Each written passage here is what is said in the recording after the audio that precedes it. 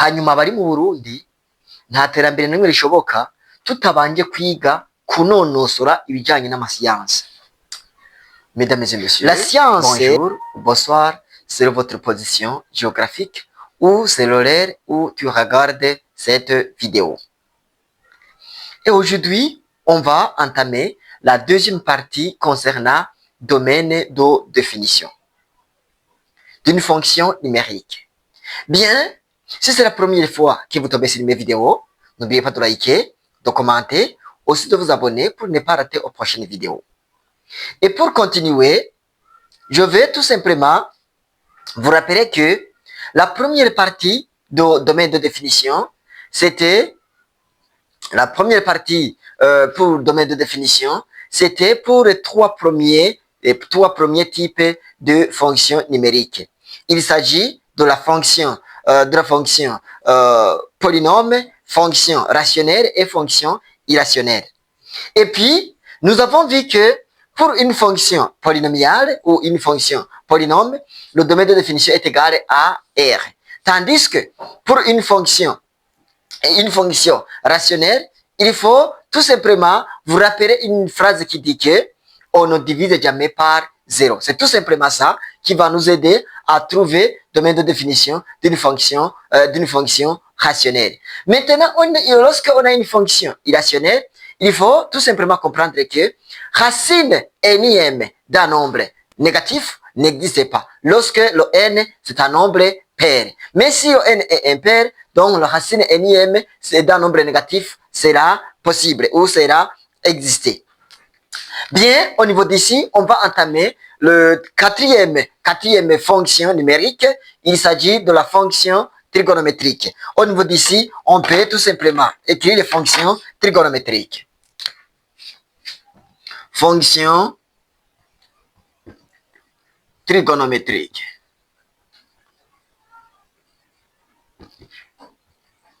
Voilà, une fonction trigonométrique, c'est une fonction qui est comment? Une fonction trigonométrique, c'est une fonction de la forme 1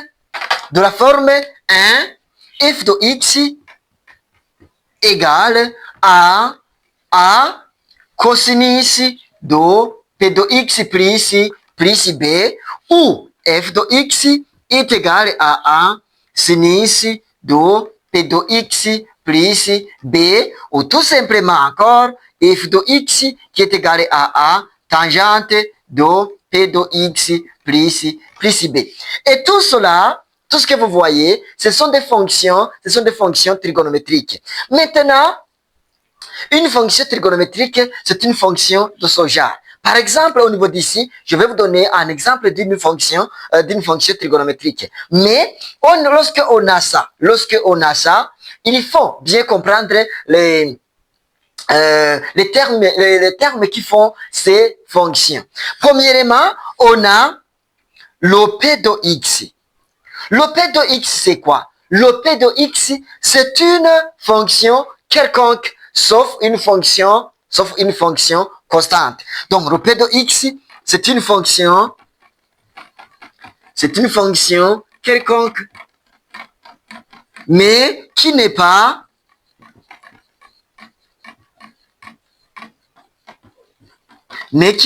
une fonction constante.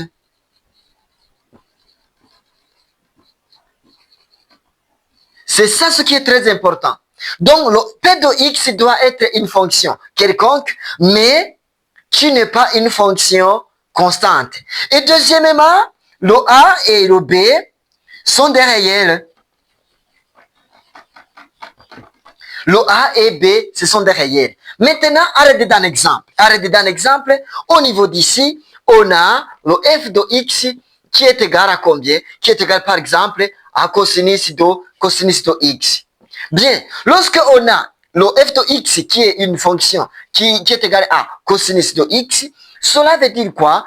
Que ça, c'est combien? Le a est égal à 1, tandis que au niveau d'ici, le b est égal à 0. Donc, on a le 1 qui est un élément naître de la multiplication, tandis que le 0, c'est élément naître de l'addition. Pour dire que on peut tout simplement effacer ça, Et puis, il reste combien? Il reste f de x qui est égal à cosinus de x. Donc, le x qui se trouve au niveau d'ici, c'est une fonction polynomiale. Tandis que, lorsqu'on a f de x qui est égal, par exemple, à sinus de combien? Sinus de 3. Tout simplement ça. Ça, ce n'est pas une fonction trigonométrique. Ce n'est pas une fonction trigonométrique, mais ça sera une fonction constante. Pourquoi? Parce que on a une forme qui est presque semblable à ça, mais le p de x, c'est une fonction qui est constante. Et donc, lorsqu'on a f de le p de x qui est une fonction constante, et dans ce cas, ça ne sera pas une fonction, trigonométrique, mais ça sera une fonction constante.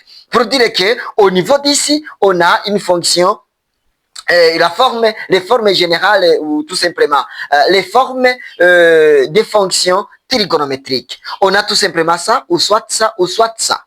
Il n'y a pas de problème. Maintenant, on va entamer domaine de définition alors. Domaine de définition d'une fonction trigonométrique est égal à combien? Premièrement, on va faire un petit retour sur la vidéo précédente.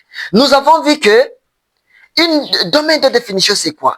Domaine de définition, c'est l'ensemble des valeurs de x pour lesquelles le f de x existe. Maintenant, on est au niveau d'ici. Je me pose, est-ce qu'on peut remplacer le x par n'importe quelle valeur? C'est ça la question. C'est tout simplement ça. Si on trouve que on peut remplacer le x par n'importe quelle valeur, donc le domaine de définition est égal à R. Si ce n'est pas le cas, on va tout simplement éliminer les valeurs de x telles que pour que la fonction f de x ne sera pas exister. Et dans ce cas, on peut tout simplement, ce sera possible de dégager la partie qui peut vérifier la fonction ou la partie qui peut rendre la fonction possible ou la partie qui peut rendre la fonction impossible. Mais au niveau d'ici, on va voir comment on peut déterminer alors domaine de définition d'une fonction trigonométrique.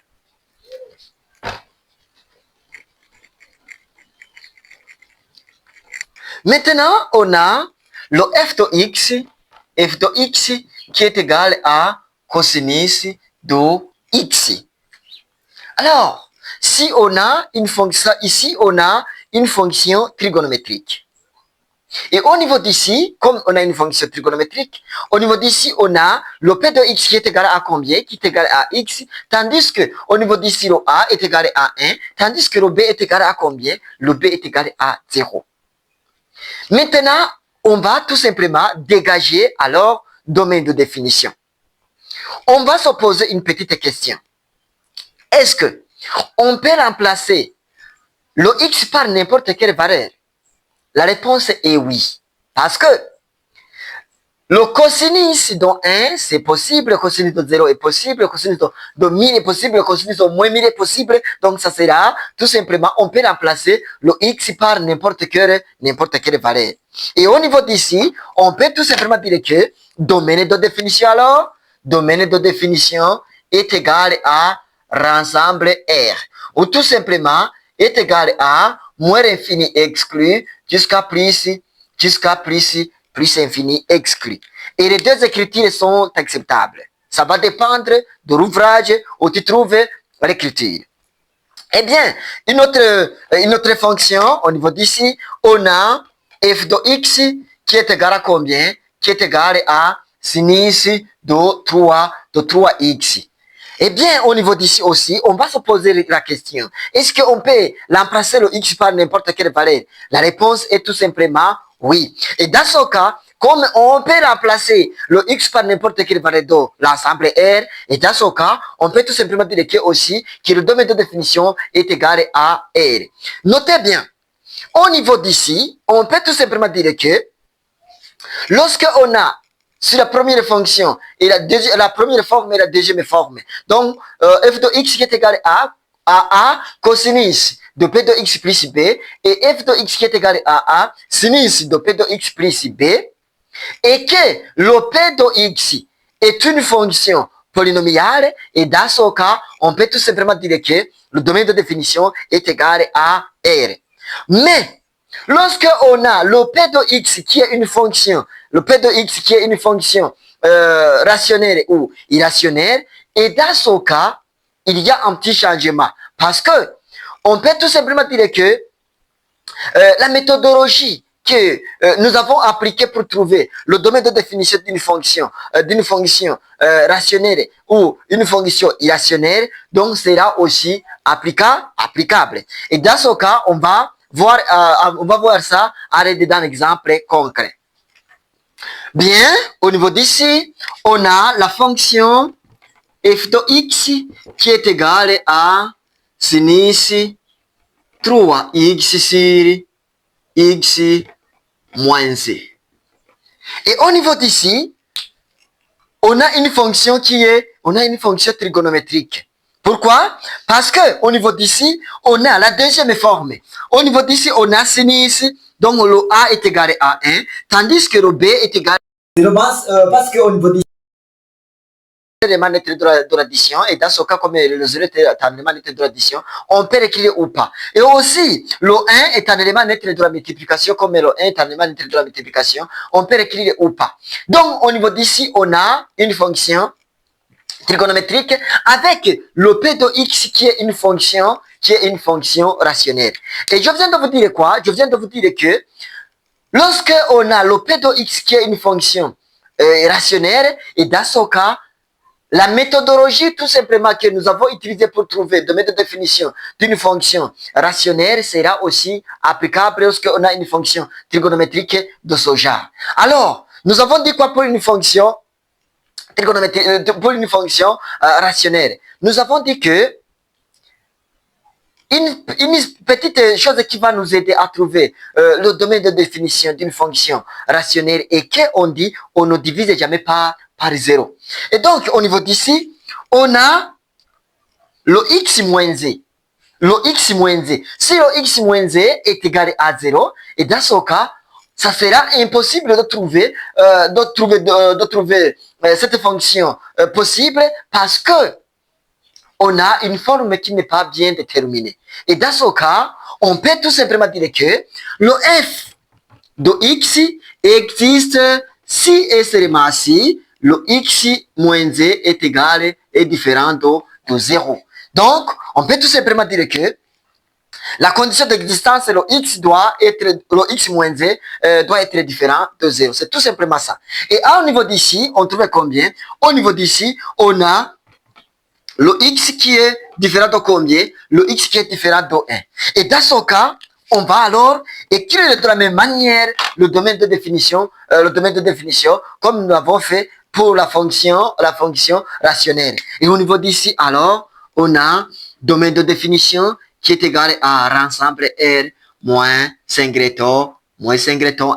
Ou tout simplement, ça serait égal à moins infini exclu jusqu'à combien? Jusqu'à 1 exclu union 1 jusqu'à plus infini exclu. Donc, comme je vous ai dit, les deux écritures sont acceptables, il n'y a pas de problème. Maintenant, on a tout simplement ça. Et aussi, lorsqu'on a une fonction qui est irrationnelle, donc au niveau d'ici, si le P de x est une fonction qui est irrationnelle, donc on peut tout simplement appliquer la même méthodologie que nous avons appliquée pour trouver le domaine de définition d'une fonction rationnelle. On va aussi l'appliquer au niveau d'ici, il n'y a pas de problème. Maintenant, on va continuer avec la troisième forme d'une fonction trigonométrique qui est A tangente de P de x plus b. Voilà, troisièmement, on a le f de x qui est égal à combien? Qui est égal à tangente de x. Tangente de x.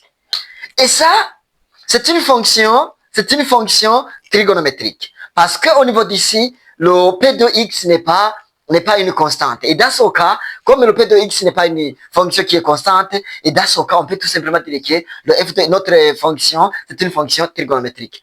Maintenant, on va voir comment on peut trouver domaine de définition pour cette fonction.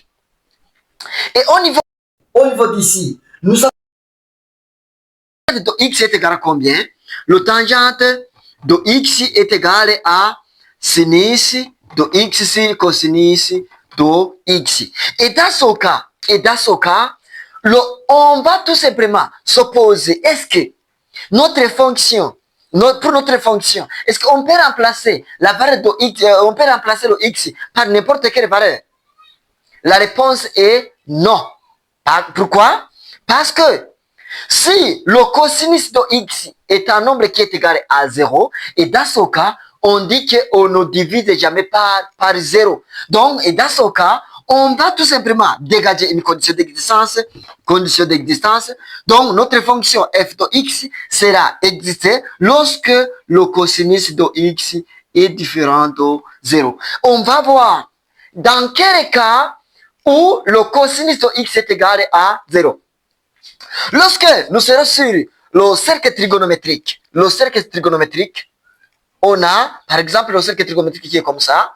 Et donc, lorsque on est sur cet angle, ou tout simplement sur cet angle, on trouve que cosinus d'un angle qui se trouve au niveau d'ici, ou cosinus d'un angle qui se trouve au niveau d'ici sera égal à 0. Parce que on va tout simplement projeter sur l'axe des abscisses, et puis au niveau d'ici, on trouve 0. Et dans ce cas, on va voir l'angle qui se trouve au niveau d'ici est égal à combien? C'est un angle qui est égal à pi demi, ou tout simplement au niveau d'ici, on a 3 pi demi. Et donc, on va tout simplement essayer d'éliminer ces angles qui se trouvent au niveau d'ici. Et puis, au niveau d'ici, on peut tout simplement dire que le cosinus de x doit être différent du cosinus de pi demi. Et dans ce cas, on va tout simplement négliger ça et ça. Et puis, on trouve que le x doit être différent de pi demi. Mais au niveau d'ici, c'est pas fini parce que au niveau d'ici, on a 3 pi demi. Lorsqu'on continue, on trouve 5 pi demi. Et lorsqu'on continue, on trouve 7 pi demi. Et tous ces angles, le cosinus de ces angles est égal à 0. Et comment on peut écrire au niveau d'ici? De telle sorte que on a une forme généralisée de tous ces angles. Au niveau d'ici, je dois faire plus k pi, avec k appartient dans l'ensemble des nombres entiers. C'est tout simplement ça. Et puis, au niveau d'ici, on va écrire alors, le domaine de définition est égal à combien? Au niveau d'ici, on a domaine de définition qui est égal à l'ensemble R moins, au niveau d'ici, on a le pi demi plus k pi, tout simplement ça, avec k qui appartient dans l'ensemble Z. Maintenant, je peux tout simplement m'arrêter au niveau d'ici. On va continuer à approfondir. Maintenant, on va entamer le 5e type de fonction qui est une fonction exponentielle. Alors, une fonction exponentielle, c'est une fonction qui est comment? Bien, cinquièmement, on a une fonction. On a fonction qui est exponentielle.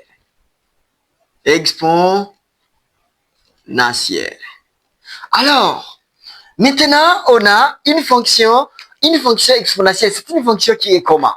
Une fonction exponentielle, c'est une fonction de la forme f de x égale à a, exposant p de x et puis plus b. C'est tout simplement ça. Et au niveau d'ici, on a a. Le a doit être un nombre qui est strictement supérieur à 0 et aussi a doit être un nombre qui est différent de 1. Le a doit être un nombre strictement positif et puis au niveau d'ici, on a le a doit être un nombre qui est différent de 1.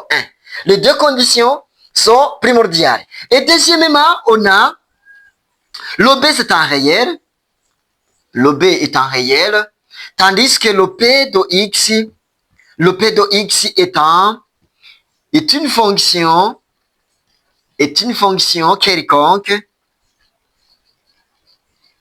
qui n'est pas constante. Donc, on peut tout simplement retourner sur le P de X, si le P de X, c'est une constante, donc notre fonction n'est pas une fonction, ce n'est pas une fonction exponentielle. Un exemple, au niveau d'ici, on a le f de x qui est égal à combien, par exemple, qui est égal à 2 exposants x moins z. Lorsqu'on a ça, c'est une fonction qui est exponentielle. Et deuxièmement, le f de x peut être égal à e exposant x moins z, et puis tout simplement ça.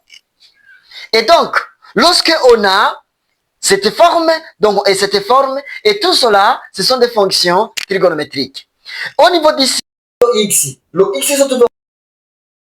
Le p de x n'est pas une fonction qui est constante, et dans ce cas, on a la fonction qui est égale à la fonction qui est une fonction exponentielle. Et au niveau d'ici, on a le p de x qui est égal à x moins z.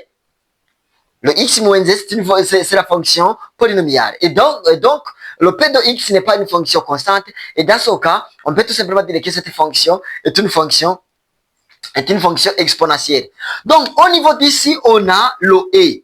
Le e, c'est un nombre qui est égal à, qui est proportionnel à 2,7. Donc, on a tout simplement un nombre qui est strictement supérieur à 0. Et dans ce cas, comme le e, c'est un nombre qui est strictement positif et qui est différent de 1, et dans ce cas, on peut tout simplement dire que ça, c'est une fonction exponentielle.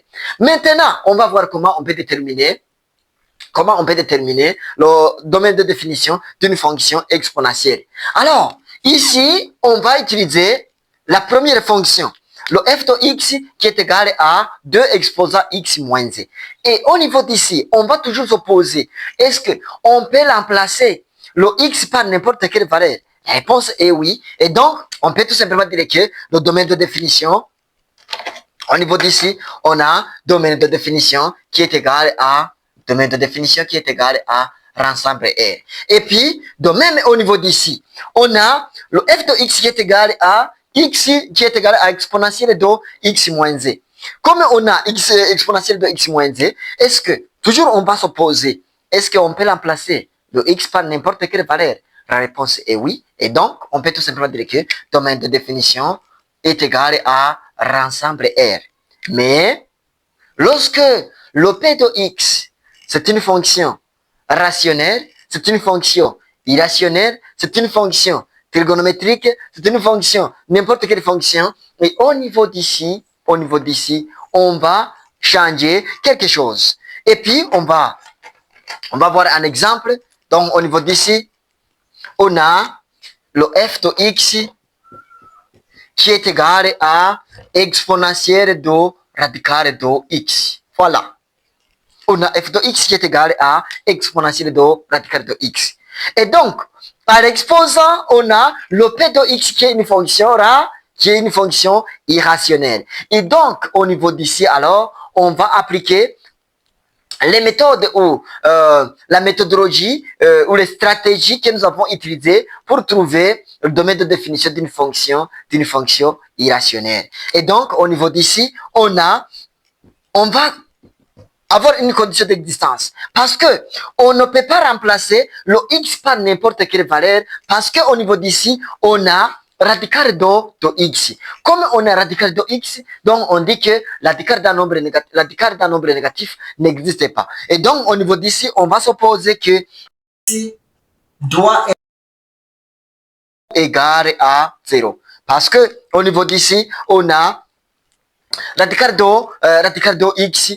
Si le x est égal à 0, c'est possible, mais si le x est égal à moins z, ça ne sera pas possible. Et donc, on peut tout simplement dire que le x doit être un nombre qui est supérieur ou égal à 0. Et dans ce cas, on peut tout simplement mettre ça sur une droite graduée. Donc, on va résoudre une équation du premier degré à une inconnue. Et donc, on a tout simplement ça. Et au niveau d'ici, on a 0. Et comme on a 0, on va tout simplement mettre moins l'infini, au niveau d'ici, on a plus infini. Et puis, comme l'ouverture de ce signe d'inégalité, donc, se trouve à gauche, donc, on peut tout simplement éliminer cette partie, mais on ne touche pas le 0. Et donc, on peut tout simplement dire que la solution pour cette inéquation, il se trouve au niveau d'ici. Et dans ce cas, cette solution est égale à le domaine de définition. Donc, au niveau d'ici, on peut tout simplement dire que le domaine de définition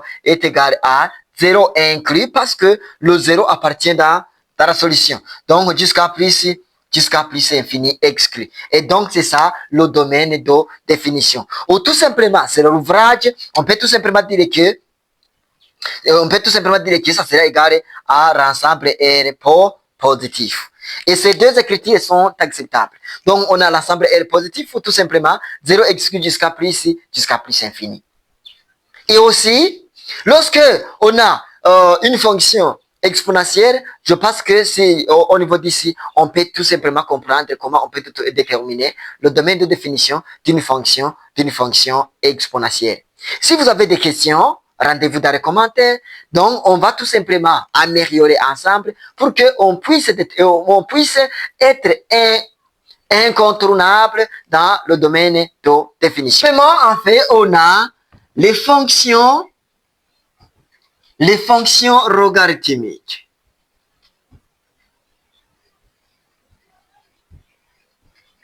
Les fonctions logarithmiques. Alors, une fonction logarithmique, c'est une fonction qui est comment? On peut tout simplement dire que une fonction logarithmique, c'est une fonction de la forme f de x égale à logarithme de combien? De p de x en base a. Lorsque on dit que la forme générale, c'est une fonction qui est comment? Donc, au niveau d'ici, il y a aussi une autre forme. On peut tout simplement dire que il y a une propriété qui dit quoi? Il y a une propriété qui dit que lorsque on a logarithme de a en base b est égal à combien? Est égal à Rn de a sur Rn de b. Donc, on a tout simplement ça. Et donc, lorsque on a ça, on peut tout simplement dire que aussi le Rn c'est une fonction, le Rn c'est une fonction logarithmique aussi appelée logarithme népérien. Donc, on a logarithme népérien. Donc, on peut tout simplement noter comme ça. Donc, noter comme ça, c'est ça la forme générale. Tandis que, il faut tout simplement connaître que le a en base b est égal à sur Rn de p. Maintenant, on peut tout simplement dire que avec aussi le p de x, le p de x doit être une fonction, quelconque, mais qui n'est pas constante. Tandis que le a, c'est un réel. C'est tout simplement ça. Maintenant, on va tout simplement donner un exemple. On peut tout simplement dire que le f de x qui est égal à logarithme de x. On a, deuxièmement, on a f de x qui est égal à Rn de 3 x moins z. Et puis, on a un autre exemple, f de x qui est égal, par exemple, à logarithme de 3x en base 2. Et tout ce que vous voyez au niveau d'ici, ce sont des fonctions logarithmiques. Maintenant, on va voir comment on peut déterminer le domaine de définition d'une fonction logarithmique. Alors, au niveau d'ici, on peut tout simplement dire que logarithme d'un nombre négatif n'existe pas. Aussi, logarithme de 0 n'existe pas. Et dans ce cas, ça sera aussi, on va utiliser cette phrase pour déterminer ou pour décaler le domaine de définition d'une fonction logarithmique. On dit logarithme d'un nombre négatif n'existe pas. Ça, c'est un. Deuxièmement, logarithme de 0 n'existe pas. Et à l'aide de ces deux phrases, on va tout simplement déterminer ou dégager le domaine de définition. Voilà, on va tout simplement commencer par ça. Et au niveau d'ici, on a une fonction logarithmique. Et au niveau d'ici, il faut tout simplement bien entendre que c'est en base 10. Si c'est tout simplement log de x, donc au niveau d'ici, il faut bien entendre que c'est en base 10. Pour dire que le a, c'est la base et le a est égal à 10 au niveau d'ici. Tandis qu'au niveau d'ici, on a une fonction logarithmique népérienne. Tandis qu'au niveau d'ici, on a une fonction logarithme décimale. Tandis qu'au niveau d'ici aussi, on a une fonction logarithmique, mais en base 2. Donc, le a est égal à 2. Et aussi, au niveau d'ici, j'ai oublié de vous dire que le A, c'est un nombre qui est supérieur à 0. Donc, le A doit être un nombre qui est supérieur à 0 et aussi A doit être différent de 1. C'est tout simplement les deux. Donc, le A doit être supérieur à 0 et le A doit être différent de 0. Et puis, P de X doit être un nom qui doit être une fonction quelconque, mais qui n'est pas une fonction constante. Bien, on va continuer alors. Domaine de définition. Au niveau d'ici, domaine de définition. Pour notre fonction, on va se poser une petite question aussi au niveau d'ici. Est-ce que on peut remplacer le x par n'importe quelle valeur? La réponse est non. Comme on ne peut pas remplacer le x par n'importe quelle valeur, qu'est-ce que je dois faire? Je dois tout simplement dire que le x doit être un nombre qui est strictement positif. Et donc, on peut tout simplement dire que condition d'existence ou tout simplement le f de x sera exister si et seulement si le x doit être supérieur à 0. Donc, on a le x qui est un nombre qui est strictement supérieur à 0. Donc, au niveau d'ici, alors, on va tout simplement écrire le domaine de définition sans problème parce que au niveau d'ici, lorsque on a le x qui est supérieur à 0, donc on a une équation du premier degré à une inconnue. Et dans ce cas, on va tout simplement écrire la solution pour notre inéquation et la solution pour notre inéquation sera égale aussi au domaine de définition de cette fonction. Donc au niveau d'ici, alors, on a domaine de définition qui est égal à l'ensemble R positif, privé de 0. Au niveau d'ici, on a R positif privé de 0. On peut écrire comme ça. Ou tout simplement, on peut écrire 0 exclu jusqu'à combien? Jusqu'à plus infini. Donc, cette écriture ou cette écriture sont acceptables. Donc, ça va dépendre de l'ouvrage. Maintenant, au niveau d'ici, on a f de x qui est égal à Rn de 3x moins 1. Alors, au niveau d'ici, on va tout simplement voir. Alors, comment on peut trouver le domaine de définition? Toujours, on peut remplacer le x par n'importe quelle valeur. La réponse est non. Parce que nous savons bel et bien que ce qui se trouve au niveau d'ici doit être un nombre qui est strictement supérieur à 0. Donc, on va, au niveau d'ici, on a une condition d'existence qui dit quoi? Une seule condition d'existence qui dit que 3x moins 1 doit être supérieur à 0. Et donc, ça doit être supérieur à 0. Donc, au niveau d'ici, on va tout simplement dégager, donc on va tout simplement résoudre une équation du premier degré à une inconnue. Donc, on a le x, non, 3x qui est supérieur à 1. Donc, on va tout simplement ramener le 1. Dans le deuxième membre, ça devient plus. Donc, au niveau d'ici, on a alors x qui est supérieur à 1 sur 3. Et dans ce cas, on a une solution, on va tout simplement écrire une solution de cette inéquation du premier degré à une inconnue. Et la solution de cette inéquation sera aussi égale au domaine de définition de notre fonction f de x. Et en d'autres termes, au niveau d'ici, on a domaine de définition qui est égal à, au niveau d'ici, on a 1 sur 3 exclu jusqu'à plus infini exclu. C'est ça, domaine de définition de notre fonction. Maintenant, on va tout simplement appliquer de la même manière qu'au niveau d'ici. Mais au niveau d'ici, c'est presque des choses qui sont très faciles parce que le P de x, c'est une fonction polynomiale. Maintenant, lorsqu'on a une fonction qui est rationnelle ou aussi une fonction qui est irrationnelle, ça sera égal à combien? Comment on peut déterminer le domaine de définition pour notre fonction? Maintenant, je vais vous donner un exemple et puis on va voir ensemble comment on peut déterminer le domaine de définition lorsque le P de x, c'est une fonction qui est rationnelle. Bien, on va effacer ça. Mais, jusqu'ici, c'est la première fois que vous tombez sur mes vidéos. N'oubliez pas de liker, de commenter, aussi de vous abonner pour ne pas rater aux prochaines vidéos.